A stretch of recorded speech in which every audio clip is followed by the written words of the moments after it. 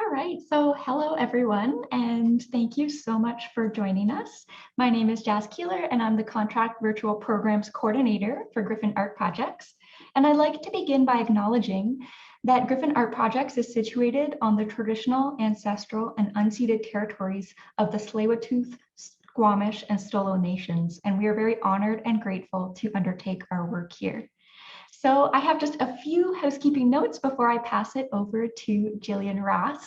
I just wanted to mention that you can see us today, but we cannot see or hear you. But we would like to invite you to get in touch with us and each other using the chat dialog box at the bottom of your screen. And there will also be a Q&A session with Jillian Ross at the end of her talk. So do feel free at any point to type your questions into the Q&A dialog box, which is actually just beside the chat dialog box, and we'll be monitoring there for questions.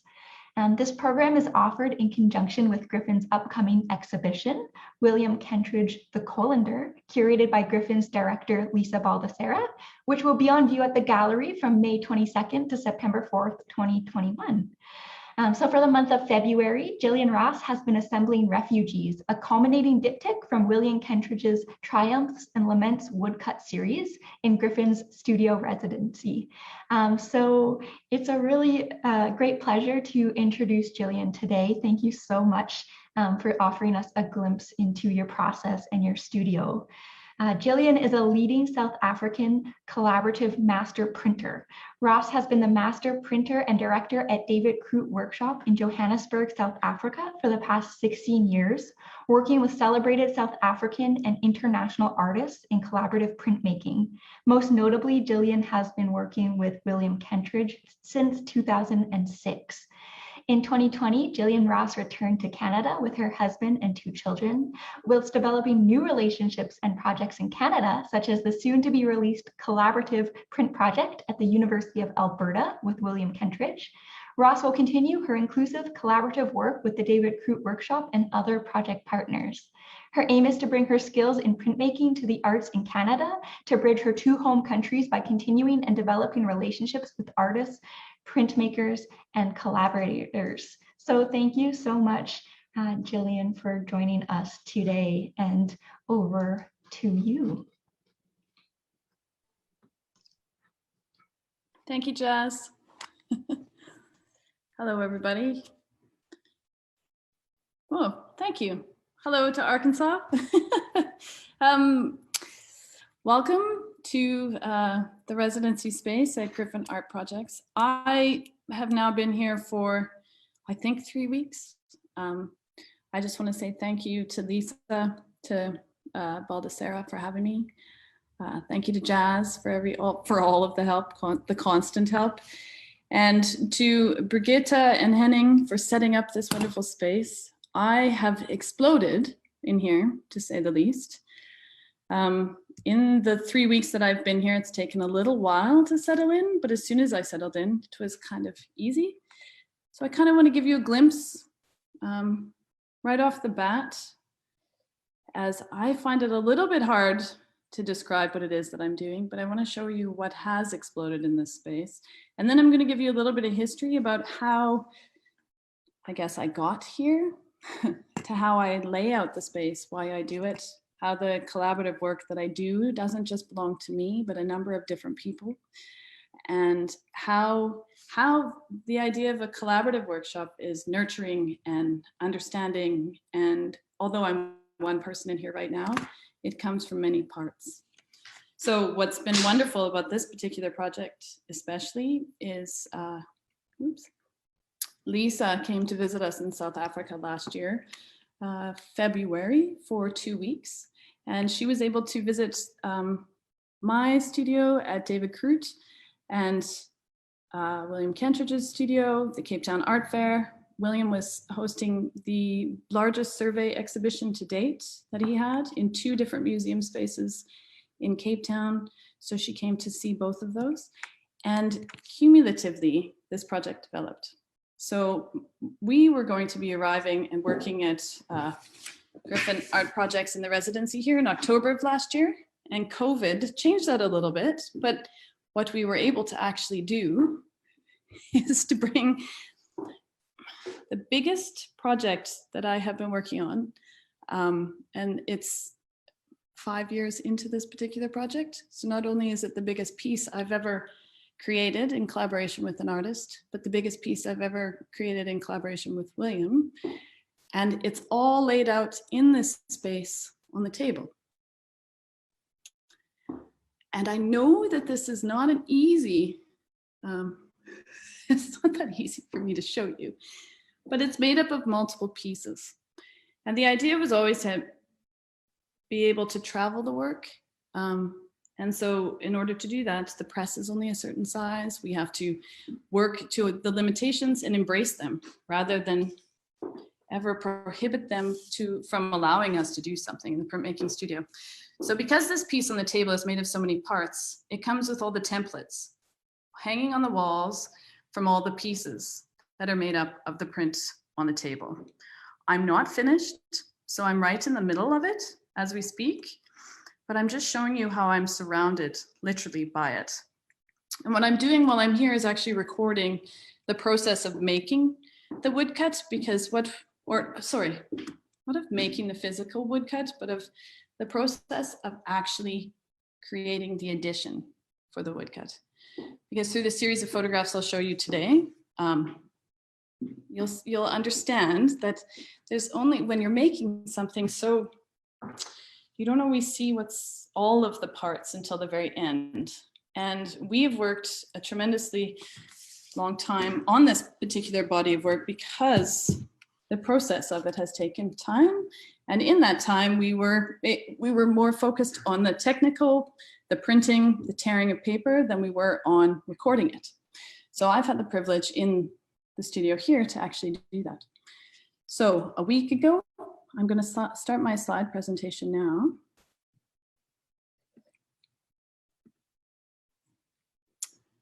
And I hope that everyone can see it. I'm pretty sure everyone can. Jazz told me that if she couldn't, she would let me know. So this is what the space looked like a week ago.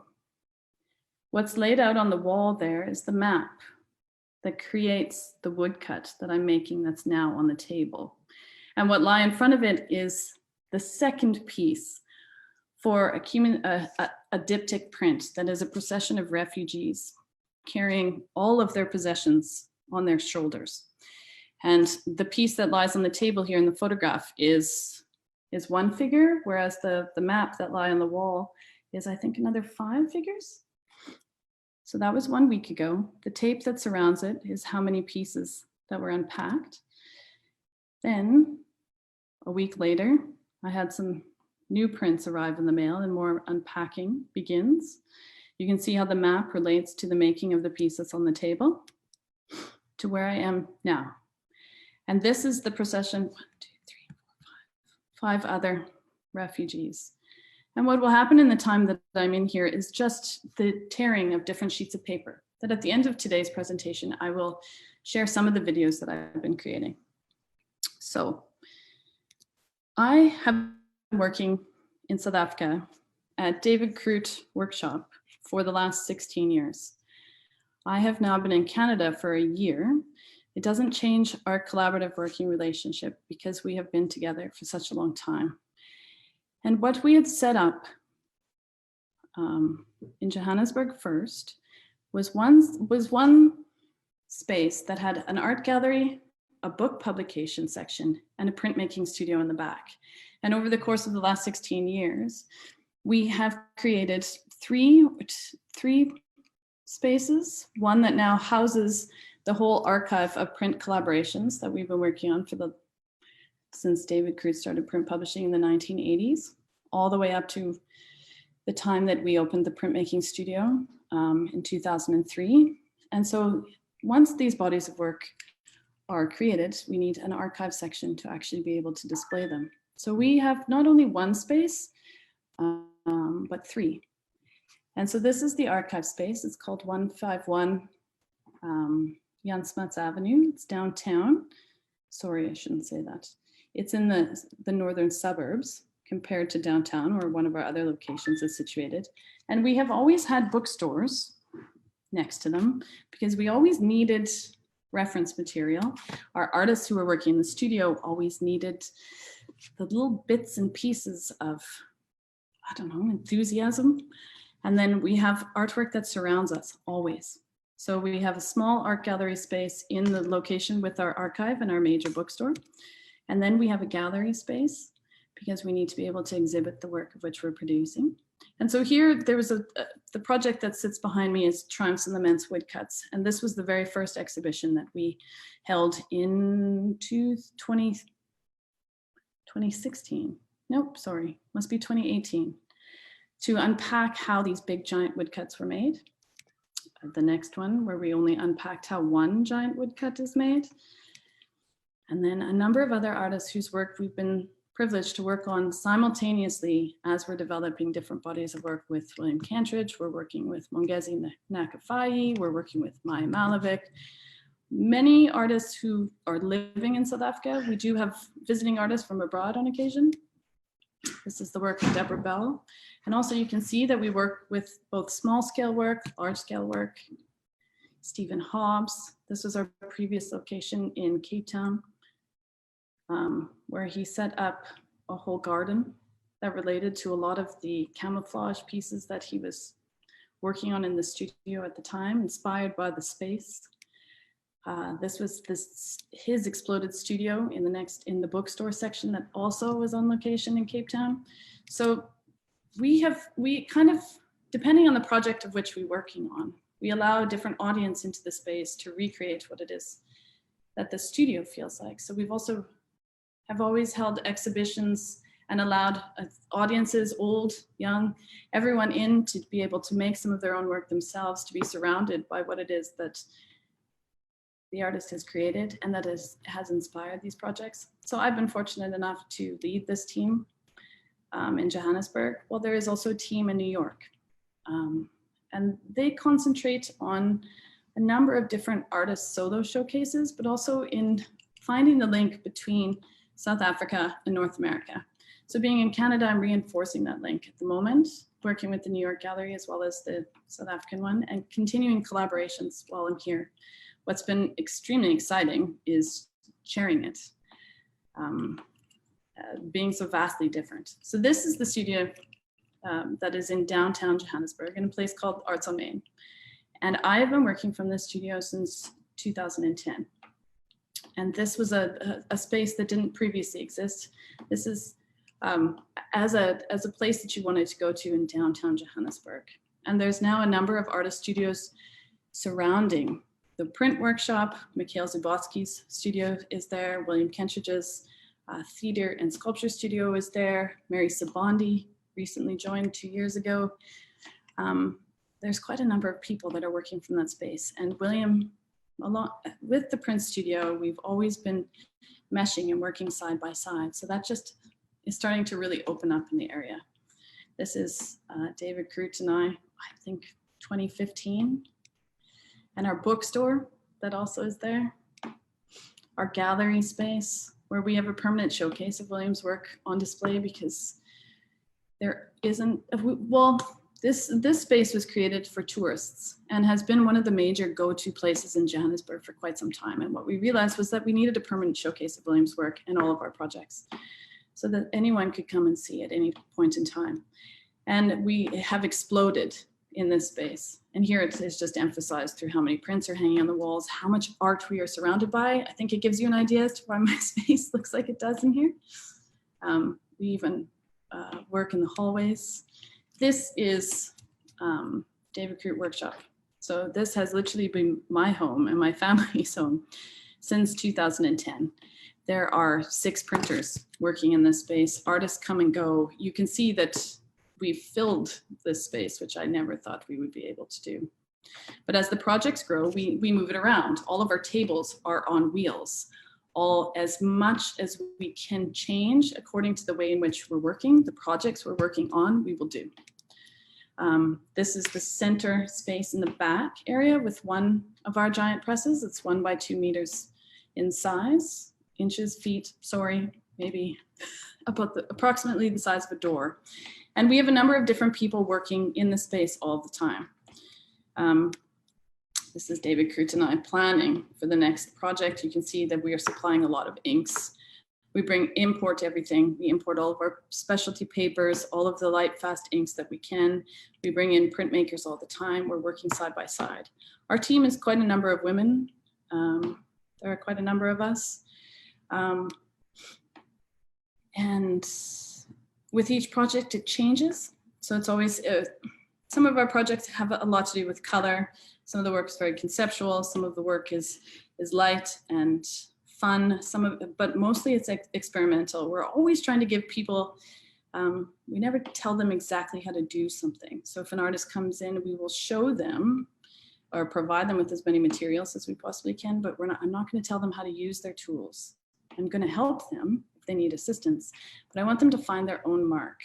To me, it was always about exploring an image, but allowing the artist's work to actually come through. So if somebody works with their wrist, or if they work with their elbow, their arm, it can tell you the scale in which they should be working.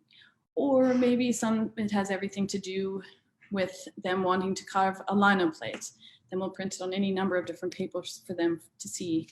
Sometimes in this instance here, there's just this is printing an edition on a very soft paper, hand painting it, making it quite complicated, gluing it all together becomes the final piece. Every part of us plays a different role. We're often told that we only work in black and white. So before I get to all the black and white work, I'm going to show you that we also work in color. Everything is a technical challenge, as you can see by Chad's face. So my team is made up of these wonderful printers, Kimberly Logenberg, Spunkseni Kulu, Chad Cordero, Roxy Kaczmarek, and Sarah Judge at the moment, but it's always changing. I always worked very closely with everyone on different elements so that we could always learn. We're working with different artists all the time. Again, just cutting up little book projects. Woodcuts. So a number of years ago, we tried a range of woodcut projects, all at the same time as we're developing the big one here that we're working on with William. We're printing faces, photographic images. We're carving,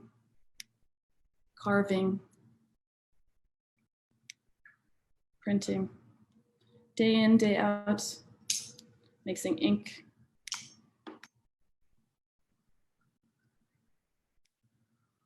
All working together. This is May Bell. Sorry, she's recently changed her surname. May Bell is the gallery director of David Krut Projects and has been for the last 7-8 years. So we've always worked together very closely so that we could take the printmaking work and actually not to only have print work on our exhibitions, but to have a range of the artist's work so that the audience could actually understand that printmaking doesn't have to be secondary, but rather is part or an integral part of an artist's working process. And what we were always trying to do in the studio was to find a problem that particular artist was trying to figure out, because the more minds working together collaboratively can actually solve them. So here are some of the colorful pieces we've created with Maya Malevich over the last 2 years. The two on the right, maybe it's on your left, we actually created during lockdown because it's made of so many parts. Our printers were able to print them and take all the parts home and put them back together. Here's how you start with an idea, evolve it into something bigger. And with that giant space that I've shown you at Arts on Main in downtown Johannesburg, we actually could start to work in scale. Now, normally printmaking, it's quite a technical challenge. So it takes time to get there. You need to be able to trust your hands. And so the whole idea of me showing you this history is, one, how many people it takes to inspire each other, but also in how much time or how many projects it takes for you to actually be able to think in a different way. So most prints are normally like quite a small size, and the reason they are is because it takes time to develop a skill set, to be able to print, to be able to work collaboratively with artists, to be able to wipe plates at the same time as you're speaking to them. It takes about 2 years to be able to do that. And at David Krut Workshop, we are actually always talking to people and allowing them into the studio space so that they can get an idea of how a piece is made so that they can understand that it takes time, that they can get an appreciation for technique. Technique takes its trial and error. One just literally has to keep trying as many things as possible. This project was made, this is called The Map is the Territory. This project was made in 2016. So you can see that we started to think big studio, big space, let's keep pushing. And this is made out of 2 copper plates. And it's about the ink layering. So this is an etching. And the ink layering, you can print on one sheet of copper with different color inks, but one has to blend into the next. So we're always trying technical things. Here you can see Pebofatso Mokoena. He's working on how he's going to hand paint one of his editioned works. And so he's looking on which paints, how to go about it, what kind of mark making, how much ink. Here he is with all of his works in front of him. You can see how many artworks are hanging on the wall behind him, how one thing inspires the other. And this is his final piece, Statistical Weaknesses. Pebo's work is all about moving. So it's about how people get from one place to another. And if you think of public transport, in Canada especially, you're on buses, but in South Africa, you're on taxis.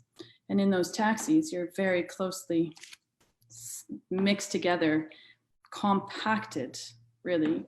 And he's constantly talking about the pressure of being in those small spaces. So his body of work is incredible because he started on that project, Statistical Weaknesses, and a few years later, he came in to help us on William's Triumphs and Laments Woodcut series, which is behind me. And in that time, we also started to develop a series with him, which gets bigger, and he branches out to finally become an exhibition that we showcase in our gallery on Jensmans Avenue. And everyone's inspiring everyone. So now, I'm going to, and again, it's so hard when you can't see people's reactions. If there's any questions, I can't even quite tell. But what I am going to say is I'm going to switch topics now to be able to share where the thinking behind the Triumphs and Laments project came. And I have a number of videos at the end that I'll describe, but where I wanted to start with William's work wasn't at the beginning. He and I have worked together since 2006. We've created over 160 editions, I think, in that time. And David Krut has been publishing William's work since the 1990s. And it takes time to understand an artist's work and to be able to work together in a sensitive, natural fashion. And William gave me the opportunity in 2006 to try on a series called The Nose. And that series took 4 years for us to create. And in that time, I got to move to and from his studio space. And when I would go into his studio space, I could see the magic of the rest of the projects of which he was working on. So he was always surrounding all of the work he was doing on the walls in his studio space. So much like what I've done in the studio here. And in 2010, he moved into this sculpture studio downtown Johannesburg at Arts and Main next to the printmaking studio that I was just showing you. So from moving from small work into large scale work, working in studio spaces next door to each other was amazing. And what it inspired was the very first large project that we did called the Scribble Cat. And here you can very easily see that it was made from 6 pieces. And this is what our studio looked like back then. Pristine, clean. We eventually just kind of moved into the whole space. This is only one section. And I used to take these giant prints with my team at the time, and we would move into William's sculpture studio across the way. So what we could now do was work so closely next to each other that the series of works just started to expand and broaden so much faster than they once did. So we were now, not only was I working in my studio, but I was also working in William's studio. So this is the Scribble Cat as a final piece, made up of 6 parts, overlapping layers. It comes with pins as its finishing touch, with hand painting by William, with red registration mark and pencil. The pins are red, we sandblasted them red, So we had as much fun on this project as we could. And what we also had to do is, because I edition everything, so being a printer is very different to being a printmaker, because a printer is about working for the artist in a collaborative way. So and a printmaker, it's an artist who will be printing their own work. So that's where our projects differ. So if I'm working collaboratively with the artist to conceptualize the ideas, but I take over and I print the editions for them, and we handle all the technical aspects so that they don't have to, so that they get a chance to work in the creative aspect of what their image is, not the technique of it, not the instructions manual side of it.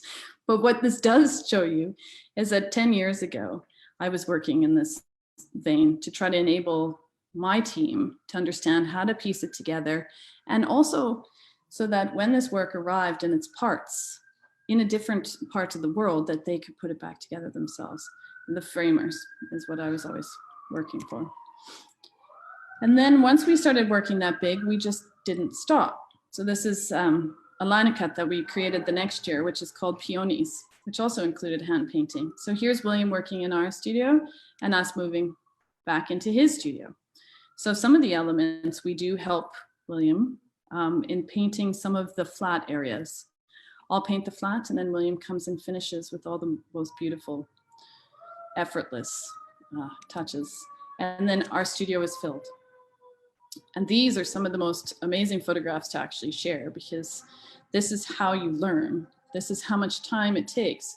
This is how to show an audience that the prints are not just something that's created on the side, but literally are big projects, giant projects, how they evolve. So this is the next project that started in 2011, which was another series of prints called the Universal Archive that I worked on from 2011 to 2015. Starts with one piece of linoleum, one dictionary page, 2 printers. This then are some of the finished pieces. A single a mocha pot printed on one page of dictionary evolved into a 12-piece titled 12 Coffee Pots on the right there. And that kind of shows you the range of the mocha pot that we explored through line cut. Down to a multiple sheet cat that's made up of a whole bunch of parts, but torn edges, also with red registration marks as part of the works. So taking one smaller piece, making it into a larger piece, making it into a multifaceted piece with layers, into 9 typewriters. And the intricacy in the carving here makes it look like William's ink drawings. These plates took about 20 hours to carve each, and literally it was using the smallest copper engraving tools we could muster. And then to an overlapping tree made of 15 parts.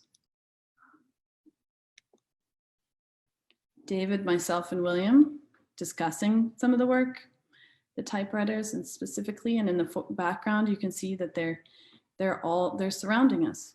So just trying to figure out how the placement works from a small work into a large work. Then we start working bigger, even more so. So this was called the Leckerbrek. William also carving most of the pieces. You can see that we fit each linoleum piece to fit a single sheet of dictionary. That was the easiest way for us to look at this particular project. This was made of 30 parts. William always working side by side with any number of carvings. I never want to say assistants. A lot of those of us carving, we have to ensure that it's never our mark, but rather it's true to the drawing. So it just took time. Here then evolving into a piece that took 104 pieces. This is called If You Have No Eye. Always working side by side to figure it out. You can see that the assistants next to us are always changing as well. So there's any number of people working on these projects. And here you can see the evolution. So from the piece that has 30 pieces up to the piece that has 105, and trying to figure out which of those 3 is actually the best piece of the puzzle. Every single section printed from one small sheet and then made into parts. Here's the puzzles. And this then becomes how you make one of these kind of works into how you produce it into an edition, and why it requires a team of people in this kind of regard and thinking, and the history of all of these projects to create the one that we've done, Triumphs and Laments Woodcuts. So this just is a history kind of just to kind of sum up how the thinking evolves, how many projects it requires to get to a space where you're working seamlessly together. And this then is a video that was at the time just to document how to put it together. This is a grid layer that gets placed underneath the line cut sections. In the studio, I'm working with the map at the time. I found that the easiest way, and a light box. Every one of these pieces is all hand carved. We chose 3 or 4 different dictionary pages, depending on the color. Some of the ink is matte. Some of the ink has a gloss to it. There's a lot of text. There's some images printed from the dictionaries. I imported the dictionaries from different parts of the world, which became quite something to track. The technical challenge always pushed. So from each one work to the next, William explores something else. We never stop learning on these projects, so we also try to invite in as many people into them to also learn. So when we finish that particular work, we get introduced now to the next one. And this is called Triumphs and Laments. And this is a series that is running between 2 bridges along the Tiber River in Rome, and is Rome's history from both a triumphal aspect and a tragic aspect, created on the wall by William, that depicts a history that is Roman history mixed in with some of William's own imagery, mixed in with some of William's childhood references, mixed in with any range, I guess, of other references. So there are she-wolves on the wall, the symbolic animal of Rome. There are, I don't know, I'm just going to actually show you.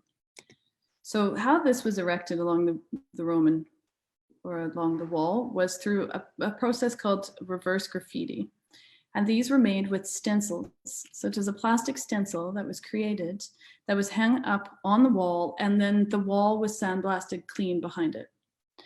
And this series had been evolving for approximately 16 years before it was finally put up on the wall in Rome. And the wall was not finished when we started the Triumphs and Laments Woodcuts. The wall was, this is how I started to see it. I saw these giant stencils. I had just been to New York, and I saw Frank Stella retrospective, where the work was so enormous it couldn't be put behind glass. And when you're looking at something of this scale, the idea of this project is, because they're only cleaning the wall, the patina of the soot and the pollution and the moss that grows on that wall will all come back. So this project is ephemeral. It is giant in scale and beautiful, but it's going to fade. And William originally thought this wall would fade over 7 years. And then the next time he would come back into the studio and he said, well, maybe it's 5. And then maybe it's 3. And after 3 years, some of it had tremendously faded. So this project is only with us for a certain amount of time, but you can see the scale of it. This is my son and I in front of the first image that was used in reference for one of the Triumphs and Laments woodcuts that we created. This is one of the most beautiful works I've ever had the privilege of seeing. So I can switch now. Jazz, I hope this works. Stop sharing, and I'm going to share the video of what the wall actually looks like.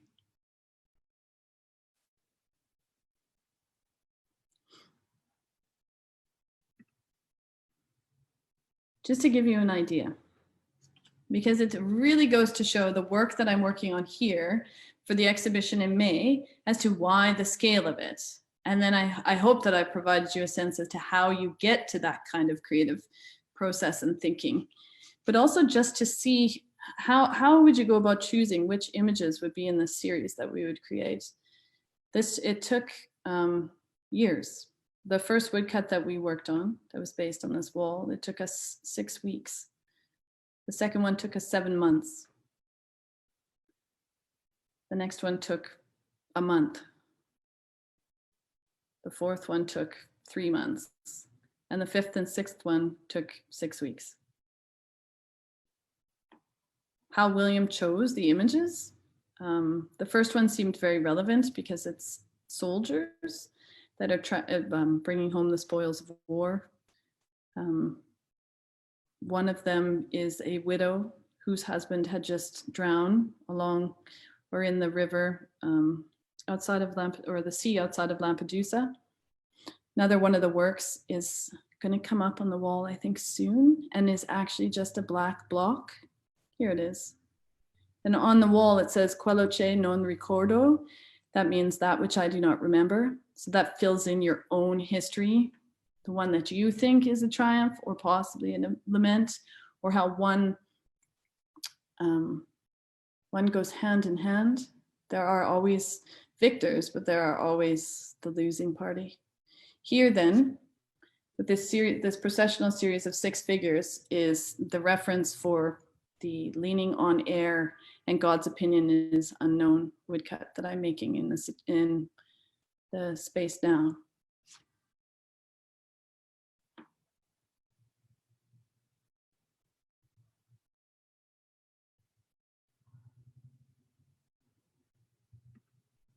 I'm going to stop and share the next screen. Oh, not that one.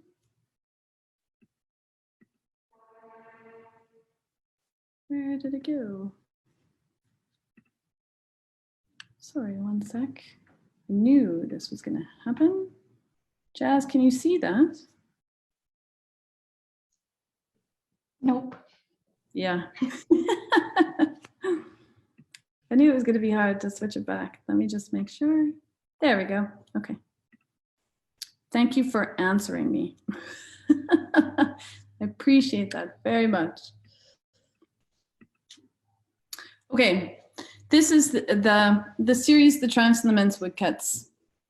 This is at the diptych Holland. I'm sorry, terrible. In Hamburg at the moment. This is a part of the traveling exhibition, and it shows the 6 works that are in the whole series. This work we started in 2016. We are still editioning it in the studio in Johannesburg as we speak. Laid out on the table in the foreground here is one of the pieces called Lampedusa, with the map and the woodcuts, all laid out on a long table with the film that I'm about to show you, so that people could get an idea as to how the series was created and all the effort that's gone into the making of it. And here, this is a film that was made by the Kentridge studio on how this project was made.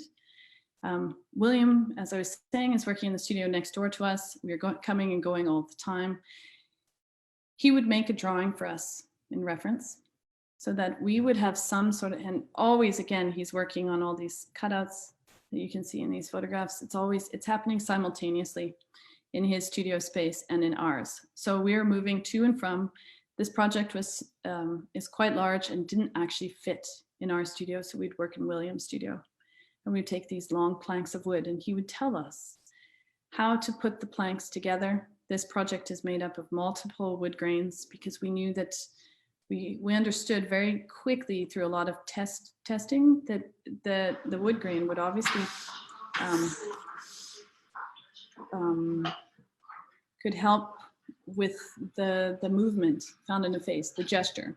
So if someone was looking up, we could pull the wood grain up. If someone was looking straight ahead, we could pull it, move the face. If it was dropping, we could feel the weight of it. And there's Bongsteni Kulu, Chad Cordero. They were together, the 3 of us are the leading core team on this project. It's taken 24 people in total to actually create this. We have 2 presses that are working on this all the time. We have a light box. We have situated the entire studio around it to be able to print the editions, make all the parts, make all the templates. Any number of this team is very versed and practiced in making all of these pieces.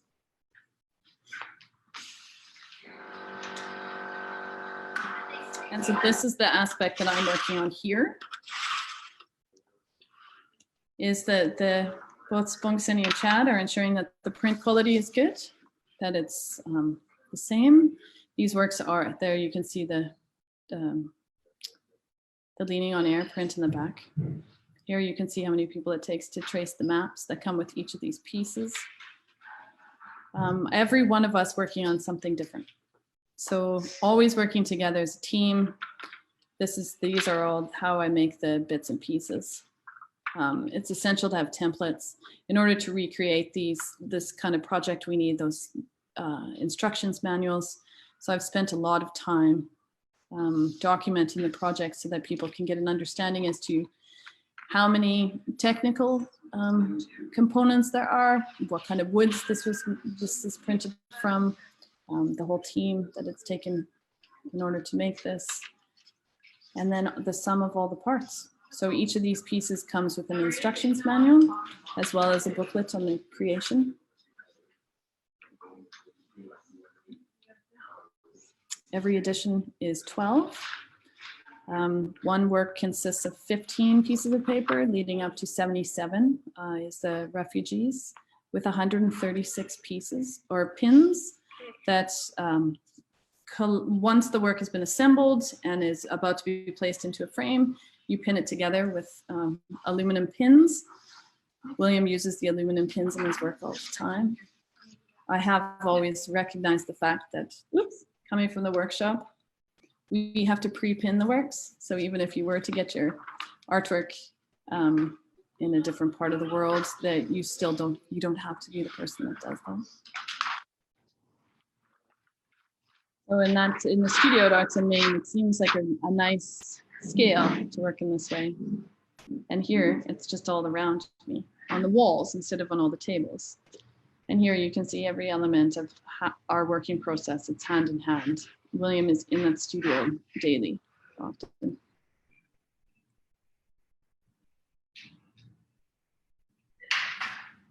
And he's wonderfully generous and lovely to work with. The conversations are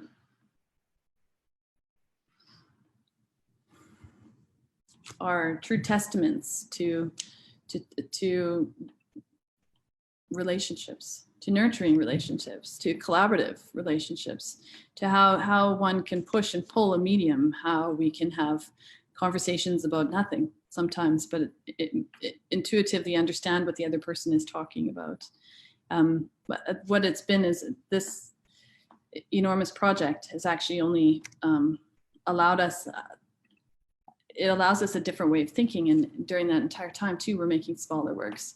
We're trying as many different pieces as we can so that we can just keep broadening how a print is made, how it isn't secondary, how William works in print as something that is very much an extension of his arm. So these are some of the process videos that I'm now recording just to get a sense of how things are made.